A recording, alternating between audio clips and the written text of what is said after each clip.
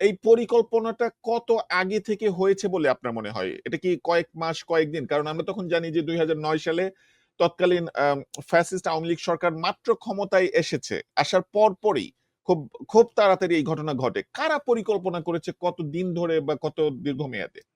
এই দুইটা শক্তি আওয়ামী লীগ এবং ভারত তারা স্বাধীনতার পর থেকেই তারা চেষ্টা করেছিল পাকিস্তানের সময় যেটা ছিল ইপিআর বা রেঞ্জার, এই বর্ডার ফোর্সটা ভারতের যে বিএসএফ এটার থেকে সবসময় শক্তিশালী ছিল এবং কার্যকর, খুবই কার্যকর ছিল। পাকিস্তান বর্ডারে এখনো তারা কার্যকর।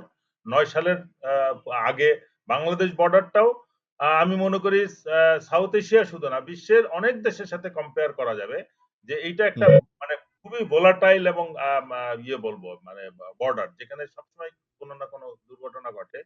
সেই বর্ডারে বাংলাদেশ এবং পাকিস্তানের বর্ডার যেটা ভারতের সাথে, এই বর্ডারে ওদিকে পাকিস্তানের রেঞ্জার এবং বাংলাদেশের বিডিআর অত্যন্ত কার্যকর ছিল এবং তারা একটা শ্রেষ্ঠ বাহিনী হিসেবে, অনেক ক্ষেত্রে আমি এটাও বলতাম যে বিডিআর ফোর্স এমনকি সেনাবাহিনীর থেকেও বেশি সাহসী এবং তারা কার্যকর ছিল বাস্তব ক্ষেত্রে ব্যাটল ফিল্ডে। এবং সেটার প্রমাণ জি। বিডিআর হত্যাকাণ্ডের সময় সেনাবাহিনী প্রমাণ করেছে যে তারা দক্ষ না, যে কোনো সিচুয়েশন স্ট্রংলি এবং খুব দ্রুততার সাথে হ্যান্ডেল করার জন্য বাংলাদেশ সেনাবাহিনী সক্ষম না, তাহলে এই দুর্ঘটনাটা ঘটতো না।